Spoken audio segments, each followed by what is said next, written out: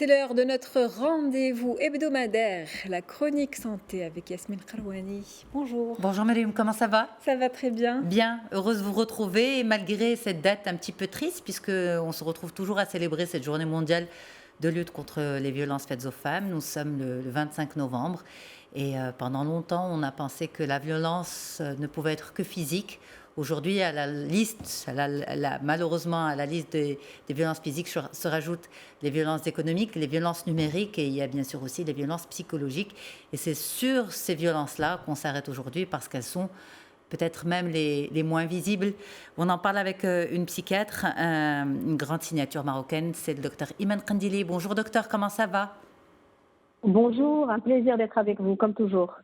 Alors, on va démarrer directement ce sujet de la journée mondiale des violences faites aux femmes, en dénonçant bien sûr les violences psychologiques. On fait ce focus avec vous. Quels sont les signes des violences psychologiques? Les violences physiques sont visibles. Les violences psychologiques ne le sont pas. Mais est-ce qu'elles ont des symptômes? Elles ont des symptômes qu'on peut ressentir, qui sont des symptômes d'abord plus profonds, parce qu'il y a l'estime de soi qui est touchée, l'affirmation de soi, il y a les effets dépressogènes, l'anxiété, l'impact organique et l'impact psychologique, mais aussi sur le sommeil, sur la capacité à prendre des décisions, sur la capacité à pouvoir avancer dans la vie. C'est une personne vide que vous avez en face de vous.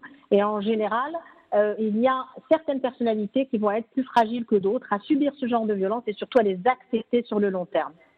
Alors, est-ce que les violences psychologiques vont de pair avec les violences physiques?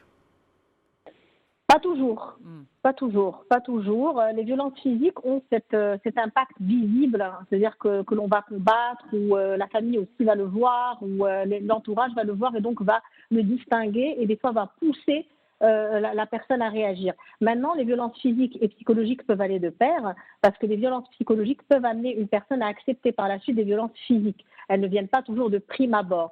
Le contact entre certaines personnalités, donc des personnalités qui vont avoir cette tendance impulsive, des fois narcissique, on connaît cette tendance à parler du pervers narcissique qui est très à la mode, mais qu'il faut prendre avec des pincettes, mais aussi des personnalités psychopathiques et des personnalités aussi qui vont accepter ou se mettre en situation de violence, parce que, comme je le dis souvent aux patients, il y a le fait de subir la violence, il y a le fait de l'accepter et de ne pas en parler et surtout de ne pas réagir, de ne pas demander de l'aide. Ça aussi, ça impacte. Donc, il y a des personnalités passives dépendantes, il y a des personnalités qui, de par leur environnement ou leur histoire depuis l'enfance, vont penser ou trouver ces violences psychologiques ou même des fois physiques, les interpréter comme une protection de la part du conjoint ou du violenteur, entre guillemets, qui peut être le conjoint, mais qui peut être aussi d'un autre ordre. Hein. Ça peut être un patron, un supérieur, un petit ami, etc. Maintenant, je pense que la sensibilisation par rapport à certaines choses inconscientes qui nous poussent dans des relations toxiques est extrêmement importante. Aujourd'hui, le 25 novembre, vous faites de la sensibilisation et vous créez un espace de dialogue. Il faudrait peut-être avoir aussi un plan pour pouvoir faire parler ces femmes et les faire sortir de leur silence et surtout de ce carcan violent qui peut avoir plusieurs sillons. Absolument. Alors, on arrive à faire parler, notamment justement dans d'autres rendez-vous et celui que je présente à la radio, Femmes d'aujourd'hui, je suis arrivée à faire parler des femmes qui ont subi des violences physiques, mais les violences psychologiques, c'est beaucoup plus vicieux parce que ça reste, comme vous l'avez dit tout à l'heure, c'est presque très subjectif en fait. C'est pas aussi visible que les violences physiques, c'est pas aussi évident, c'est pas aussi clair, et ce qui peut sembler comme violent pour l'une ne l'est pas forcément pour l'autre à cause de son histoire, de son éducation, etc. Et ça complique peut-être aussi ce travail de sensibilisation. Quand on parle de violence psychologique, on parle de quoi exactement? Alors, les femmes qui vont subir puisqu'on parle de femmes et pas que des femmes, mais bon, parce qu'on va parler de femmes qui vont subir des violences psychologiques, vont avoir en général, c'est l'apanage de la manipulation, il y a beaucoup de manipulation, il y a beaucoup de mésestime de soi. Il y a un cercle relationnel qui est rompu. Ce sont des femmes en général qui sont un peu isolées, en général totalement manipulées ou totalement gérées par une tierce personne qui est la personne qui les violente psychologiquement. Elles ne font et n'existent que par l'autre ou ce que l'autre va demander ou faire.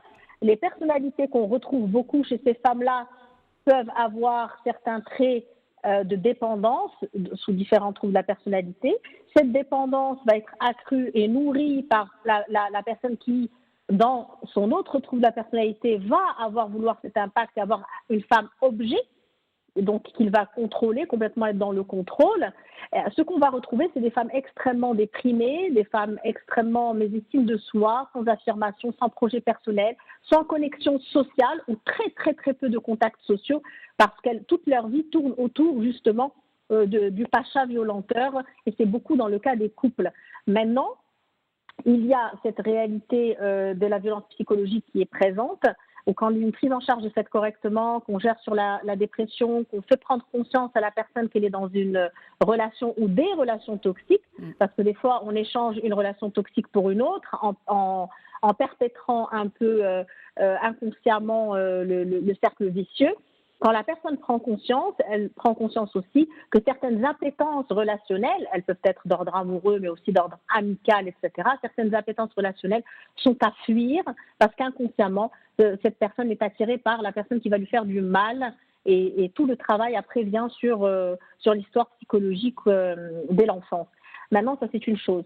D'un autre côté, on a aussi l'environnement qui va jouer parce qu'une femme qui ne va pas être indépendante et financièrement et qui ne va pas avoir un certain niveau socio-économique qui permet de se démarquer va être plus fragile qu'une femme qui a une certaine indépendance financière et une certaine place dans la société, laquelle pourra poser des limites entre guillemets à l'agresseur, quelle que soit sa provenance.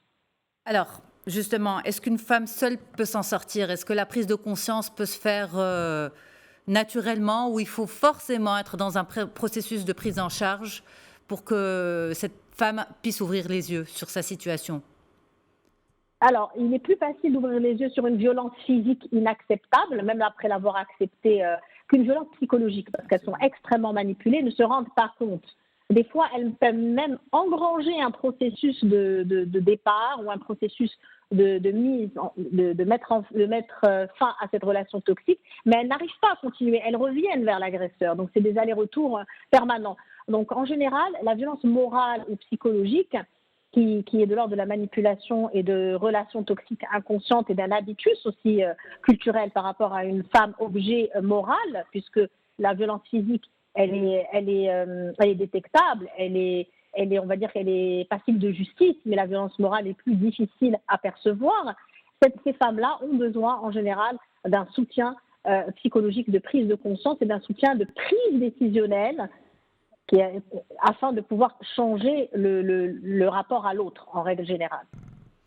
Alors, pour finir, comment on peut aider une victime? Vous l'avez dit tout à l'heure, vous avez devant vous une femme vide. Est-ce que l'entourage peut aider?